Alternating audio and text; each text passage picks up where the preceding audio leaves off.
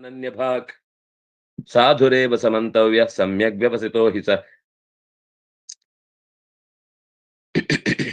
ಅಸ್ಯ ಭಕ್ತೋಪಿ ಯಹ ನ ದ್ವೇಷ್ಯಃ ಅಭಕ್ತೋಪಿ ನ ಪ್ರಿಯಃ.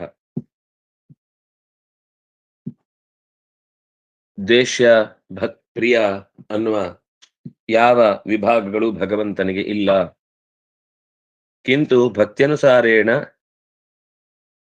ಅವನ ಭಕ್ತಿ ಅಂದ್ರೆ ಏನು? ಮತ್ತೆ ಅವನು ತಿಳುವಳಿಕೆಯಿಂದ ಕೂಡಿದ ಪ್ರೀತಿಯಿಂದ ಭಗವಂತನನ್ನು ಆರಾಧಿಸ್ತಾನೆ ಅನ್ನುವ ಕಾರಣಕ್ಕೆ ಅವನನ್ನ ಮೆಚ್ಚುತ್ತಾನೆ ಹೊರತು ಸೃಷ್ಟಿಯಲ್ಲಿ ತುಂಬಾ ಚಂದ ಬಂದ್ಬಿಟ್ಟಿದ್ದಾನೆ ಅಥವಾ ತುಂಬಾ ನನಗೆ ಹೊಗಳಿ ಹೆಮ್ಮರದಲ್ಲಿ ಕೂಡಿಸಿ ಬಿಟ್ಟಿದ್ದಾನೆ ಅಂತ ಈ ಯಾವುದೇ ಪ್ರಿಯಕಾರಕವಾದ ಘಟನೆಗಳು ಭಗವಂತನನ್ನ ಅವನೆಡೆಗೆ ಆತ್ಮೀಯತೆಯನ್ನಾಗಲಿ ಅಥವಾ ತನ್ನನ್ನ ಬೈತಾನೆ. ಶಿಶುಪಾಲ ಚೆನ್ನಾಗಿ ಬೈದ್ರು ಅವನ ಒಳಗಿನ ಪ್ರೀತಿಯನ್ನು ಹುಡುಕಿದ. ಕೆಲವೊಂದ್ಸರ್ತಿ ಪ್ರೀತಿಯಲ್ಲೇ ಬೈತಿರ್ತಾರೆ, ಅರ್ಥ ಆಗಲ್ಲ ಅಷ್ಟೇ. ಆದ್ರೆ ದೇವರಿಗೆ ಅದು ಅರ್ಥ ಆಗುತ್ತೆ. ಆದ್ರಿಂದ ಅವನ ಹಿರಣ್ಯಕಶಿಪು ಕೂಡ ಚತುರ್ಮುಖನನ್ನ ಸ್ತೋತ್ರ ಮಾಡುವಾಗ ಅದನ್ನ ಸಮೀಚೀನವಾದ ದೃಷ್ಟಿ ಇಟ್ಟು ನೋಡಿದ್ರೆ ಅದು ಪೂರ್ಣವಾಗಿ ಭಗವಂತನನ್ನೇ ಸ್ತುತಿ ಮಾಡಿದ ಹಾಗಿದೆ. ಸ್ವಯಂ ಜ್ಯೋತಿ, ಬೇರೆ ಬೇರೆ ಶಬ್ದಗಳಿಂದ ಭಗವಂತನ ಎಕ್ಸ್ಕ್ಲೂಸಿವ್ ಗುಣಗಳನ್ನ ಅವನು ವರ್ಣಿಸ್ತಾನೆ. ತಮಃ ಅಪನೀಯ, ಪ್ರಳಯ ಕಾಲದ ತಮಸ್ಸನ್ನು ಅಪಸರಿಸಿ ಸೃಷ್ಟಿ ಮಾಡಿದ ಅಂತ. ವಸ್ತುತಃ ತಮಸ್ಸನ್ನ ಕಳೆದು ಸೃಷ್ಟಿಗೆ ಮೊದಲು ಅಣಿ ಇಟ್ಟು ಕಣ್ಣು ಬಿಡುವವನು ಮತ್ತು ಉಳಿದವರನ್ನ ಕಣ್ಣು ಬಿಡಿಸುವವನು ಅವನು ನಾರಾಯಣ. ಆದ್ರೆ ಅವನ ಸ್ತೋತ್ರದಲ್ಲಿ ಹರಿಯ ಕುರಿತಾದ ಸ್ತೋತ್ರಗಳನ್ನ ಚತುರ್ಮುಖನ ಪರವಾಗಿ ಮಾಡ್ತಾನೆ. ಅದು ಹಿರಣ್ಯಕಶಿಪು ಹಾಗೆ ಮಾಡಿದ್ರೆ ಜಯ ಭಗವಂತನನ್ನೇ ಸ್ತುತಿ ಮಾಡಿದ ಅನ್ನೋದು ಅಲ್ಲಿ ಸ್ಪಷ್ಟ. ಹಾಗೆ ಒಳಗಿನ ಪ್ರೀತಿಯನ್ನ ಭಗವಂತ ಗಮನಿಸ್ತಾನೆ ಹೊರತು ಹೊರಗಿನಿಂದ ಚಟುವಟಿಕೆಯಲ್ಲಿರುವಂತಹ ಕೇವಲ ಅಡ್ಡಾದಿಡ್ಡಿ ಸ್ವಭಾವವನ್ನ ಭಗವಂತ ಗಮನಿಸುವುದಿಲ್ಲ ಅನ್ನುವುದನ್ನ ಒಟ್ಟು ಪದ್ಮಪುರಾಣದ ಮಾತಿನಿಂದ ಪ್ರೀತ್ಯಾಮಯಿತೆ, ಅವರು ನನ್ನಲ್ಲಿ ಒಳಗಿನಿಂದ ಪ್ರೀತಿಯನ್ನೇ ಹೊಂದಿರ್ತಾರೆ. ಆದ್ರಿಂದಾಗಿ ನಾನು ಅವರ ಪ್ರೀತಿಯನ್ನ ಗಮನಿಸ್ತೇನೆ. ಪ್ರಿಯಂ ಭವತಿ ಧರ್ಮಾತ್ಮ ಶಶ್ವಚ್ಛಾಂತಿಂ ನಿಗಚ್ಚತಿ ಕೌಂತೆಯ ಪ್ರತಿಜಾನೀಹಿ ನಮೇ ಭಕ್ತ ಪ್ರಣಶ್ಯತಿ. ಅವನು ಆ ತಪ್ಪು ಮಾಡಿದ್ರು ಕೂಡ ಕೂಡ್ಲೆ ಪ್ರಾಯ ಅಂಥವರಿಂದ ಅಂತಹ ಘೋರವಾದ ತಪ್ಪುಗಳು ನಡೆಯುವುದಿಲ್ಲ ಅಂತ ಹೇಳಿದ್ರು. ಆದ್ರೆ ನಡೆಯಿತು ಅಂತಂದ್ರೆ ಏನು? ನಡೆದ್ರೂ ಮತ್ತೆ ತಕ್ಷಣ ಶಾಶ್ವತ್ ಶಾಂತಿಂ ನಿಗಚ್ಚತಿ. ಅವನು ಬಹಳ ಬೇಗ ಆ ತಪ್ಪಿನಿಂದ ಮುಕ್ತನಾಗ್ತಾನೆ, ಹೊರಗೆ ಬರ್ತಾನೆ. ಅದನ್ನ ಕಂಟಿನ್ಯೂ ಮಾಡಿ ನಾನ್ ದೇವರ ಭಕ್ತ, ಏನ್ ಬೇಕಾದ್ರೂ ತಪ್ಪು ಮಾಡಬಹುದು ಅನ್ನುವ ದುರಾಗ್ರಹಕ್ಕೆ ಈಡಾಗುವುದಿಲ್ಲ. ಕೆಲವೇ ದಿನಗಳಲ್ಲಿ ಪ್ರಾರಬ್ಧದ ಅನಿವಾರ್ಯತೆಯಿಂದ ಆದ ದುರವಸ್ಥೆಯಿಂದ ಪಾರಾಗಿ ಹೊರಕ್ಕೆ ಬರ್ತಾನೆ. ಶಾಶ್ವತ್ ಶಾಂತಿಂ ನಿಗಚ್ಚತಿ, ಭಗವಂತನ ಪ್ರೀತಿಯನ್ನ ಮತ್ತೆ ಇನ್ನಷ್ಟು ಹೆಚ್ಚು ಪಡೀತಾನೆ. ಅಂದ್ರೆ ಅಶ್ರದ್ಧೆಯಿಂದ ಮಾಡಿದ ಪ್ರೀತಿಯೂ ಕೂಡ ಮುಂದೆ ಶ್ರದ್ಧಾಪೂರ್ವಕವಾದ ಪ್ರೀತಿಯಾಗಿ ಅದು ಮಾರ್ಪಾಡಾಗುತ್ತೆ ಅನ್ನೋದನ್ನ ಕೃಷ್ಣ ಇಲ್ಲಿ ನಿರೂಪಣೆ ಮಾಡಿದ. ಹಾಗಾಗಿ ಕೌಂತೆಯ ಪ್ರತಿಜಾನೀಹಿ ನಮೇ ಭಕ್ತ ಪ್ರಣಶ್ಯತಿ. ಕೌಂತೆಯ, ನೀನು ಪ್ರತಿಜ್ಞೆ ಮಾಡು. ನಿನ್ನ ಪ್ರತಿಜ್ಞೆಯನ್ನ ನಾನು ಎಂದೂ ಕೂಡ ಮೀರುವುದಿಲ್ಲ. ಯಾಕೆಂದ್ರೆ ನನಗೆ ಭಕ್ತನ ಪ್ರತಿಜ್ಞೆಯನ್ನ ಮೀರಿ ಅಭ್ಯಾಸ ಇಲ್ಲ. ನಿನಗೆ ಬೇಕಾದ್ದನ್ನ ನಾನು ಮಾಡ್ತೇನೆ ಅಂತ ಹೇಳ್ತಾ ಇಲ್ಲ, ನಾನು ಭಕ್ತನಿಗೆ ಬೇಕಾದ್ದನ್ನ ಮಾಡ್ತೇನೆ ಅಂತ ಹೇಳ್ತಾ ಇದ್ದೇನೆ. ಮಾಂ ಹಿ ಪಾರ್ಥವ್ಯಪಾಶ್ರಿತ್ಯ ಏಪಿ ಸ್ಯುಃ ಪಾಪಯೋನಯ ಸ್ತ್ರೀಯೋ ವೈಶ್ಯ ತಥಾ ಶೂದ್ರ ತೇಪಿ ಯಾಂತಿ ಪರಾಂಗತಿಂ. ನನ್ನನ್ನು ವ್ಯಪಾಶ್ರಿತ್ಯ ಅಂದ್ರೆ ವಿಶೇಷವಾಗಿ ಆಶ್ರಯಿಸಿದಂತಹ ಅಪಿ, ಯಾರೆಲ್ಲ ಜೀವನದಲ್ಲಿ ಯಾವುದೋ ಪಾಪದ ಕಾರಣದಿಂದಾಗಿ ಹೀನವಾದ ಶರೀರವನ್ನ ಪಡೆದಿದ್ರು ಕೂಡ ಅವರ ಒಳಗಿನ ಸ್ವಭಾವ ಅನ್ನೋದು ಅತ್ಯಂತ ಶುದ್ಧವಾದದ್ದು. ಅಂದ್ರೆ ಈ ಶ್ಲೋಕವನ್ನು ಬಹಳ ಜನ ಸ್ತ್ರೀಯರು, ವೈಶ್ಯರು, ಶೂದ್ರರು ಇಲ್ಲೆಲ್ಲ ಪಾಪಯೋನಿಗಳು ಅಂತ ನೇರ ಅದಕ್ಕೆ ಅನ್ವಯ ಮಾಡಿದ್ದಾರೆ. ಆದ್ರೆ ಆಚಾರ್ಯರು ಇಲ್ಲಿ ಅದನ್ನ ನಿರೂಪಣೆ ಮಾಡುವಾಗ ಹೇಳಿದ್ದು, ಪಾಪದಿಂದಾಗಿ ಅಕಸ್ಮಾತ್ ಕುತಃ, ಯಾಕೆ ಆ ಈ ಅದಕ್ಕಿಂತ ಪೂರ್ವದ ಶ್ಲೋಕಕ್ಕೆ ಒಂದು ಸ್ವಲ್ಪ ಆಚಾರ್ಯರ ಮಾತಿದೆ. ಕ್ಷಿಪ್ರಂ ಭವತಿ ಧರ್ಮಾತ್ಮ, ಧರ್ಮಾತ್ಮ ಅವನು ಧರ್ಮವನ್ನೇ ಒಳಗಿನಿಂದ ಸ್ವಭಾವತಃ ಹೊಂದಿದವನಾದ್ರಿಂದಾಗಿ ತಪ್ಪಿನಿಂದ ಅವನಿಗೆ ಹೊರಗೆ ಬರ್ಲಿಕ್ಕೆ ಬೇಗ ಸಾಧ್ಯ ಆಗುತ್ತೆ. ಅಂದ್ರೆ ಅವನಿಗೆ ಗೊತ್ತಾಗ್ತಾ ಇರುತ್ತೆ, ಆದ್ರಿಂದಾಗಿ ಅದರ ಏನಂತೇವೆ, ಕಾರ್ಯಭಾರ ಮುಗಿಯಿತು ಅಂತ ಗೊತ್ತಾದಾಗ ತಕ್ಷಣ ಅದರಿಂದ ಹಿಂದೆ ಸರೀತಾನೆ. ದೇವದೇವಾಂಶಾದಿ ದೇವದೇವಾಂಶಾದಿಷು ಏವ ಚ ಐತತ್ ಭವತಿ. ಅಂದ್ರೆ ಸಾಮಾನ್ಯ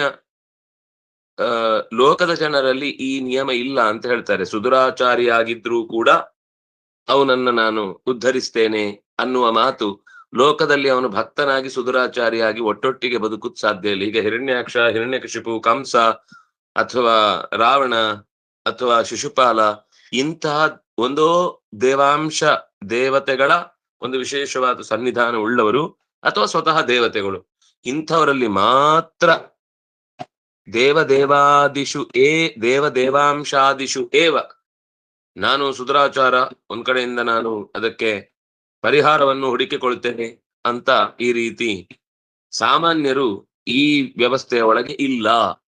ಅದಕ್ಕೆ ಸುದುರಾಚಾರ ಅಂತ ಹೇಳಿದ್ರು. ಸಣ್ಣ ದುರಾಚಾರ ಅನ್ನೋದು ಒಬ್ಬ ಮನುಷ್ಯನಲ್ಲಿ ಇದ್ದೇ ಇರುತ್ತೆ. ಸಮಾಜಕ್ಕೆ ಅತ್ಯಂತ ಕಂಟಕ ಅನ್ನುವ ಮಟ್ಟಕ್ಕೆ ಹೋಗುವ ದುರಾಚಾರ ಅನ್ನುವಂಥದ್ದು ನಡೆದು ಮತ್ತೆ ಮರಳಿ ಮೂಲ ತನ್ನ ಸ್ವಭಾವನ್ನ ತಲುಪುವುದು ಇದೆಯಲ್ವಾ, ಇದು ಸಾಮಾನ್ಯರಿಗೆ ಹೇಳಿದ ಸಂಗತಿ ಅಲ್ಲ. ಇದು ಕೇವಲ ಭಗವಂತನ ವಿಶೇಷ ಭಕ್ತರಾದಂತಹ ದೇವತೆಗಳು ಅಥವಾ ಯಾವುದೋ ಒಬ್ಬ ಜೀವಿಯಲ್ಲಿ ಆ ದೇವತೆಯ ವಿಶೇಷ ಅಂಶದಿಂದ ಕೂಡಿದ್ದ ಹೊತ್ತಿನಲ್ಲಿ ಮಾತ್ರ ಇಂಥ ಘಟನೆಗಳು ನಡೀಲಿಕ್ಕೆ ಸಾಧ್ಯ ಆಗುತ್ತೆ. ಉಕ್ತಂಚ ಶಾಂಡಿಲ್ಯ ಶಾಖಾಯಾಮ್, ಈ ವಿಷಯದಲ್ಲಿ ಶಾಂಡಿಲ್ಯ ಶಾಖೆಯಲ್ಲಿ ಈ ಇಷ್ಟು ಹೊತ್ತು ನಾವು ಆಚಾರ್ಯರದೊಂದು ಗಮನಿಸಿ, ಎಲ್ಲಿಯೇ ಮಾತು ಬಂದರೂ ಕೂಡ ನೀವು ಮುಂದಿನ ಪುಟಕ್ಕೆ ಹೋಗ್ಬೇಕು, ಅಲ್ಲಿದೆ ಆಚಾರ್ಯರ ಮಾತು, ಹಿಂದೆ ಇದ್ದೀರಿ. ನೆಕ್ಸ್ಟ್ ಪೇಜು ಫಸ್ಟ್ ಲೈನ್ ಅಲ್ಲಿ ಆಚಾರ್ಯರ ಭಾಷ್ಯ ಇರುವಂಥದ್ದು. ಶಾಂಡಿಲ್ಯ ಶಾಖೆಯ ಮಾತನ್ನ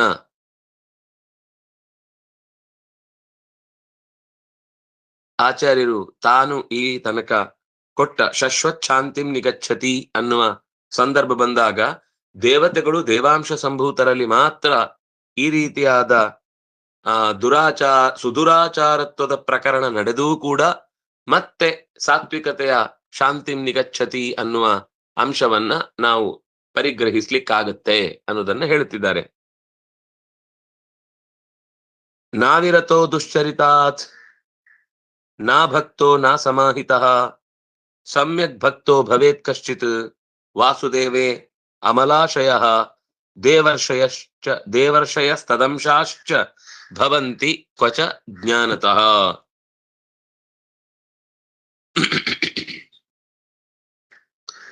ನಾವಿರತೋ ದುಶ್ಚರಿತಾತ್, ದುಶ್ಚರಿತದಿಂದ ನಾವಿರತಃ, ನ ಅಭಕ್ತಃ ನ ಅಸಮಾಹಿತಃ.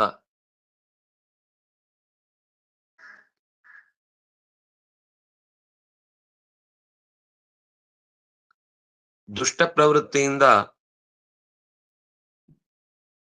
ಹಿಂದೆ ಸರಿದವರಲ್ಲ, ಮತ್ತೆ ಮತ್ತೆ ಮುಂದೆ ನುಗ್ತಾ ಇರುವವರು, ಭಕ್ತರೂ ಅಲ್ಲ. ಮತ್ತು ಸಮಾಹಿತ ಅಂತಂದ್ರೆ ಮನಸ್ಸನ್ನ ದೃಢಗೊಳಿಸಿದವರು, ಅಸಮಾಹಿತ ಅಂದ್ರೆ ದೃಢತೆ ಇಲ್ಲದೆ ಇದ್ದವರು.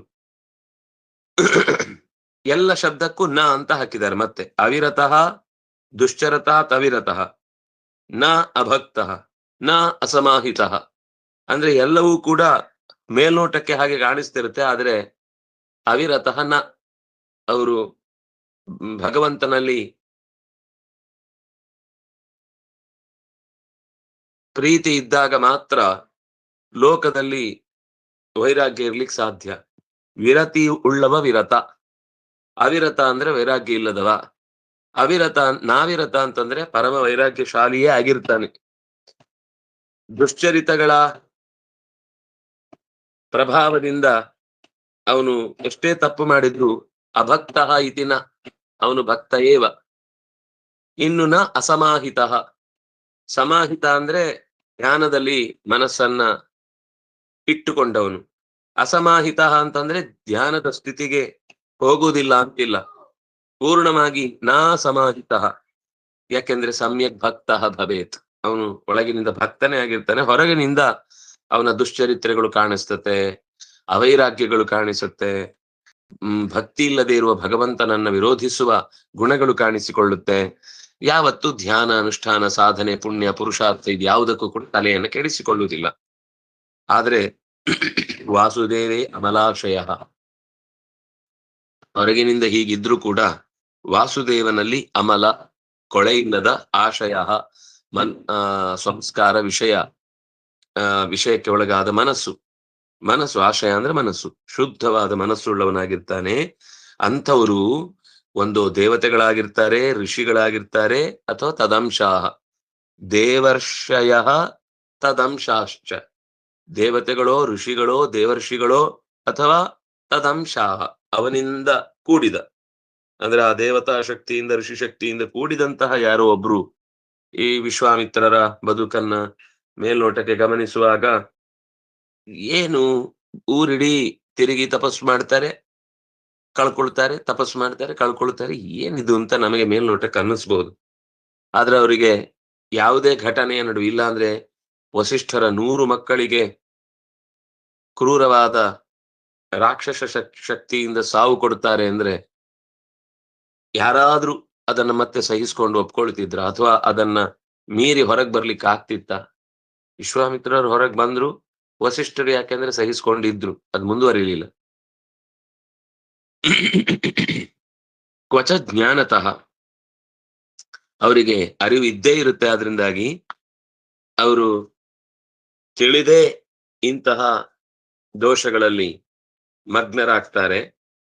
ತಿಳಿಯುವುದು ಅಂದ್ರೆ ತಿಳಿದು ತಪ್ಪು ಮಾಡುದು ಅಂತಲ್ಲ, ತಪ್ಪಾಗುವಾಗ ಅವ್ರಿಗೆ ತಿಳಿತಾ ಇರುತ್ತೆ, ಇದು ಯಾಕೋ ದಾರಿ ಕೆಡ್ತಾ ಇದೆ, ಇದು ಸರಿ ಇಲ್ಲ, ಇದು ಹೀಗಾಗ್ಬಾರ್ದಿತ್ತು. ಆದ್ರೆ ಒತ್ತಡ ಪೂರ್ವಕವಾಗಿ ಆ ಪ್ರವೃತ್ತಿ ಮುಂದುವರಿತಾ ಇರುತ್ತೆ. ಇದೆಲ್ಲ ಒಂದು ದೇವತೆಗಳು ಋಷಿಗಳು ತದಂಶಯುಕ್ತರಲ್ಲಿ ನಡೆಯುವ ಪ್ರಸಂಗಗಳು. ಅಥೋನ್ಯ ಕಶ್ಚಿತ್ ಭವತಿ ಚೇತ್ ಡಾಂಬಿಕತ್ವೇನ ಸೋನುಮೇಯ. ಇದನ್ನು ಹೊರತುಪಡಿಸಿ ಯಾರೊಬ್ಬ ಅನ್ಯ ಕಶ್ಚಿತ್ ಭವತಿ ಚೇತ್, ಸುದುರಾಚಾರ, ಸಿಕ್ಕಾಪಟ್ಟೆ ದುರಾಚಾರಿ, ಆದ್ರೂ ತಾನು ಮಹಾಭಕ್ತ ಅಂತ ಇನ್ನೊಂದು ಕಡೆಯಿಂದ ಹೇಳ್ಕೊಂಡು ತಿರುಗ್ತಾ ಇರ್ತಾನೆ, ಅವನು ಡಾಂಭಿಕತ್ವೇನ, ಅವನು ಡಂಭಾಚಾರಿ ಅಂತ ಭಾವಿಸ್ಬೇಕು. ಹಾಗೆ ಅವನನ್ನು ತಿಳ್ಕೊಳ್ಬೇಕು, ಅನುಮೇಯ. ಯಾಕೆಂದ್ರೆ ದೇವತೆಗಳಲ್ಲದವರಿಗೆ, ಋಷಿಗಳಲ್ಲದವರಿಗೆ, ತದಂಶಯುಕ್ತರಲ್ಲದವರಿಗೆ ಈ ಸುದುರಾಚಾರತ್ವಕ್ಕೂ ಭಕ್ತಿಯ ಪರಾಕಾಷ್ಠೆಯನ್ನ ಒಟ್ಟೊಟ್ಟಿಗೆ ಹೊಂದಿಸಿಕೊಳ್ಳಿಕ್ಕೂ ಸಾಧ್ಯವೇ ಇಲ್ಲ. ಆದ್ರಿಂದ ಬಹಳ ಮುಖ್ಯವಾದ ಪ್ರಸಂಗವನ್ನ ಇಲ್ಲಿ ನಾವು ಅರ್ಥ ಮಾಡಿಕೊಳ್ಬೇಕಾದದ್ದು, ಅವನು ಡಾಂಬಿಕ ಅನ್ನೋದು ನಿಶ್ಚಯ. ಸಾಧಾರಣ ಪಾಪಾನ ಅಂತೂ ಸತ್ಸಂಗಾತ್ ಮಹತ್ಯಪಿ ಕಥಂಚಿತ್ ಭಕ್ತಿರ್ಭವತಿ. ಲೋಕದಲ್ಲಿ ಎಲ್ಲರೂ ಮಾಡುವಂತಹ ಸಾಧಾರಣ ಪಾಪಗಳೇನಿದೆ, ಏನೋ ಬೇಡವಾದದ್ದನ್ನ ಮಾಡಿ ಆಮೇಲೆ ಪಶ್ಚಾತ್ತಾಪ ಪಟ್ಟು ಆಗ್ಬಾರ್ದಿತ್ತು ಅಂತ ಒದ್ದಾಡುವಂತಹ ದೋಷಗಳಿಗೆ ಸತ್ಸಂಗಾತ್ ಒಳ್ಳೆಯ ಜನರ ಒಡನಾಟದಿಂದ ಮಹತ್ಯಪಿ, ಒಂದು ವೇಳೆ ಸ್ವಲ್ಪ ಅದು ದೊಡ್ಡದಾಗಿದ್ರೂ ಕೂಡ ಕಥಂಚಿತ್ ಭಕ್ತಿರ್ಭವತಿ,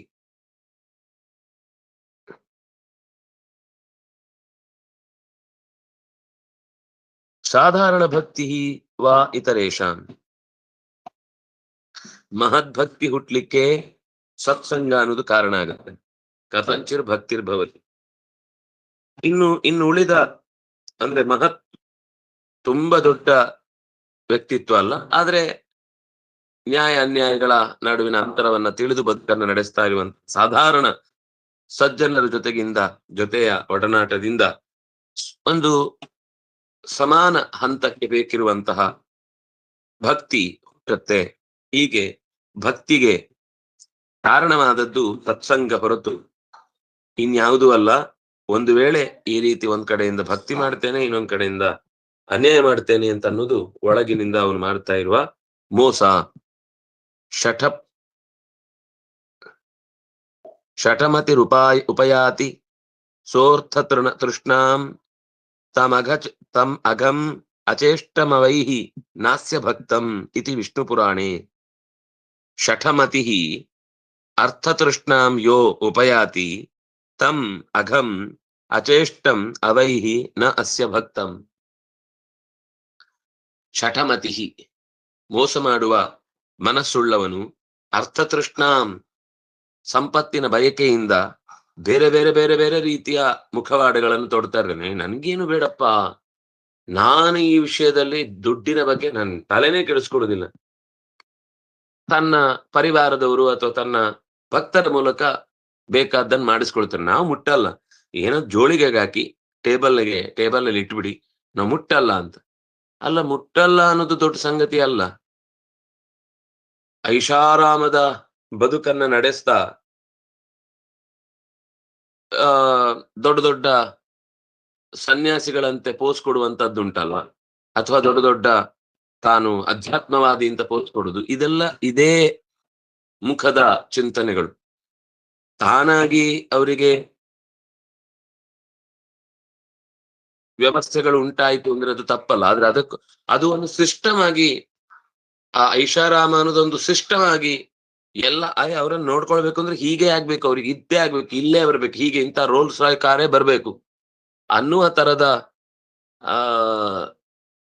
ಅಧ್ಯಾತ್ಮ ಇದೆಯಲ್ವಾ, ಇದು ಯಾವತ್ತಿದ್ರು ಕೂಡ ಡಾಂಬಿಕವೇ. ಅದನ್ನ ಒಪ್ಕೊಳ್ಳಿಕ್ಕೆ ಸಾಧ್ಯ ಇಲ್ಲ. ಅಂದ್ರೆ ಕೆಲವೊಂದ್ ಸರ್ತಿ ರಾಜಕಾರಣವೂ ಸೇರಿ ಇನ್ನೇನೇನೋ ಆಗಿ ಕೆಲವೊಂದ್ ಸಂದರ್ಭದಲ್ಲಿ ಅವರನ್ನ ಉಳಿಸ್ಕೊಳ್ಬೇಕಾದ ಸ್ಥಿತಿ ಬಂದಾಗ ಅವ್ರ ತಲೆ ಕೆಡಿಸ್ಕೊಳ್ಳೋದಿಲ್ಲ, ಉಳಿದವ್ರು ಬೇಕು ಅಂತ. ನನಗೆ ಈ ವಿಷಯದಲ್ಲಿ ನಮ್ಮ ಗುರುಗಳ ಬಗ್ಗೆ ನಂಗೆ ಯಾವಾಗ್ಲೂ ಅನ್ಸುದು, ಅವ್ರು ಯಾವತ್ತೂ ಈ ಪೊಲೀಸು ಅಥವಾ ಒಂದು ಮತ್ತೆ ಸೆಕ್ಯೂರಿಟಿ ಗಾರ್ಡ್ ಅಂತ ಯಾವಾಗ್ಲೂ ಸರ್ಕಾರ ಅವ್ರ ಜೊತೆ ಕಳಿಸ್ತಿತ್ತು. ಅವ್ರದನ್ನ ಕಾಯ್ತಾನೆ ಇರ್ಲಿಲ್ಲ, ಅವ್ರ ಪಾಡಿಗೆ ಅವ್ರು ಹೋಗ್ತಿದ್ದ. ಆದ್ರೆ ಒಂದ್ 2-3 ಪ್ರಸಂಗದಲ್ಲಿ ಅವರನ್ನ ಗುರಿ ಇಟ್ಟು ಏನೋ ಮಾಡ್ತಿದ್ದಾರೆ ಅನ್ನುವ ಕಠಿಣ ಅಂದ್ರೆ ನಿಖರವಾದ ಸುದ್ದಿಯ ಮೇಲೆ ಅವರಿಗೆ ಅದನ್ನ ಒತ್ತಾಯಪೂರ್ವಕವಾಗಿ, ಸ್ವಾಮಿ ನೀವು ಹೀಗೆ ಹೋಗ್ಬಾರ್ದು, ನಮ್ಗೆ ತೊಂದರೆ ಆಗುತ್ತೆ. ಅವರು ಕೇಳ್ಕೊಳ್ತಿದ್ರು, ನಾವು ಡ್ಯೂಟಿಯಿಂದ ಸಸ್ಪೆಂಡ್ ಆಗ್ಬೇಕಾದ ಪ್ರಸಂಗ ಬರುತ್ತೆ, ನಮ್ ಜೊತೆಗ್ ಬನ್ನಿ ಸ್ವಾಮಿ ಪ್ಲೀಸ್ ಅಂತ ಅವ್ರು ಬಂದು ಕೇಳ್ಕೊಳ್ತಿದ್ರು. ಆಗ ಅವ್ರು ಅದನ್ನು ಒಪ್ಕೊಳ್ತಿದ್ರು. ಬೇರೆಯವರೆಲ್ಲ ಏನ್ ಅನ್ಕೊಳ್ತಿದ್ರು ಅಂದ್ರೆ, ಈ ಸ್ವಾಮಿ ಏನು ತಾನು ದೊಡ್ಡಸ್ತಿಗೆ ತೋರಿಸ್ಲಿಕ್ಕೋಸ್ಕರ, ದೊಡ್ಡ ತಾನು ಸಮಾಜದಲ್ಲಿ ಪ್ರತಿಷ್ಠಿತ ಅಂತ ತೋರಿಸ್ಲಿಕ್ಕೋಸ್ಕರ ಸರ್ಕಾರದ ಸೇವೆಯನ್ನೆಲ್ಲ ತನಗೆ ಬಳಸ್ಕೊಳ್ತಾರೆ ಅಂತ ಅವ್ರು ಯಾವತ್ತೂ ಅದನ್ನ ಬಳಸ್ಕೊಂಡಿರ್ಲಿಲ್ಲ, ಅಥವಾ ನಮ್ಗೆ ಬೇಕು ಅಂತ ಕೇಳೂ ಇರ್ಲಿಲ್ಲ. ಅವ್ರಿಗೆ ಎಷ್ಟು ಸರಳವಾಗಿದ್ರು, ಎಷ್ಟೋ ಕಡೆ ಬಿಟ್ಟೇ ಹೋಗಿದ್ದಿದೆ, ಬೇಡ ನೀವ್ ಇರಿ, ನಾವಲ್ಲಿ ನೋಡ್ಕೊಂಡ್ ಬರ್ತೀವಿ ಅಂತ. 1-2-3 ಸರ್ತಿ ಅವರಿಗೆ ಅಂತಹ ನಕ್ಸಲ್ಗಳು ಅಥವಾ ಇನ್ಯಾರೋ ಅವರನ್ನ ವಿರೋಧಿಸುವವರು ಎಲ್ಲ ಎದುರಾಗಿ ಒಂದು ದಾಳಿ ಮಾಡುವ ಆ ಪ್ರಸಂಗಗಳು ನಡೆದಿತ್ತು. ಆದ್ರೆ ದೈವ ವಶಾತ್ ಅಂತಹದ್ದೆಲ್ಲ ಪಾರಾಗಿ ಅವ್ರಿಗೆ ಯಾವ ತೊಂದರೆಯೂ ಆಗ್ಲಿಲ್ಲ. ಅದರಿಂದಾಗಿ ಸಂಪತ್ತಿನ ಬಯಕೆಯಿಂದ ಈಗ ನಮ್ಮ ಗುರುಗಳು ನಿರಂತರ ಏನಾದ್ರೂ ಒಂದು ಸಮಾಜಕ್ಕೆ ಬೇಕಿರುವ ಯೋಜನೆಗಳನ್ನ ಹಾಕೊಂಡು ತೀರ ಕೆಳವರ್ಗದ ಮಂದಿಗೆ ಹಾಸ್ಟೆಲ್ಗಳನ್ನು ಎಲ್ಲಾ ಕಡೆಯಲ್ಲೂ, ಎಷ್ಟು ಊರುಗಳಲ್ಲಿ ವ್ಯವಸ್ಥೆ ಆಗಿದೋ ಅಲ್ಲಿ ಎಲ್ಲಾ ಕಡೆಯಲ್ಲೂ ಅದನ್ನ ಕಟ್ಟಿಕೊಟ್ಟಿದ್ದಾರೆ. ಅವರಿಗೆ ನಿತ್ಯದಲ್ಲಿ ಒಳ್ಳೆಯ ಸಂಸ್ಕಾರ ಸಿಗಲಿಕ್ಕೆ ಬೇಕಿರುವಂತಹ ಪರಿಸರ ಮತ್ತು ಆಹಾರ ಮತ್ತು ಅವ್ರಿಗೆ ಬೇಕಿರುವ ಶಿಕ್ಷಣ, ಇಷ್ಟು ವ್ಯವಸ್ಥೆ ಮಾಡಿ ಅವ್ರು ಎಲ್ಲಿ ಬೇಕಾದ್ರೂ ಕಾಲೇಜು ಅಥವಾ ಇನ್ನೆಲ್ಲಾದ್ರೂ ಓದೋರು ಓದ್ಕೊಂಡು ಹೋಗ್ಬೋದು. ಅದರ ಜೊತೆಗೆ ವಿಕಲಚೇತನರಿಗೆ, ಬುದ್ಧಿಮಾಂದ್ಯರಿಗೆ, ಆಮೇಲೆ ಮೂಕರು, ಗಾವಿಲರು ಅಂತ ಅನ್ನೋರಿಗೆ, ಅಂದ್ರೆ ಕಣ್ಣು ಕಾಣದಂತವರಿಗೆ ಪ್ರತ್ಯೇಕ ವಿಶೇಷ ವ್ಯವಸ್ಥೆ, ಹೀಗೆ ಅನೇಕ ಶಾಲೆಗಳನ್ನ ಗುರುಗಳು ತೆರೆದು ಅದನ್ನ ಸಮಾಜಕ್ಕೆ ಕೊಟ್ಟಿದ್ದಾರೆ. ಅದಕ್ಕೋಸ್ಕರ ಕೆಲವೊಂದ್ ಸರ್ತಿ ಅವರು ಕೇಳ್ತಿದ್ರು, ತಾನು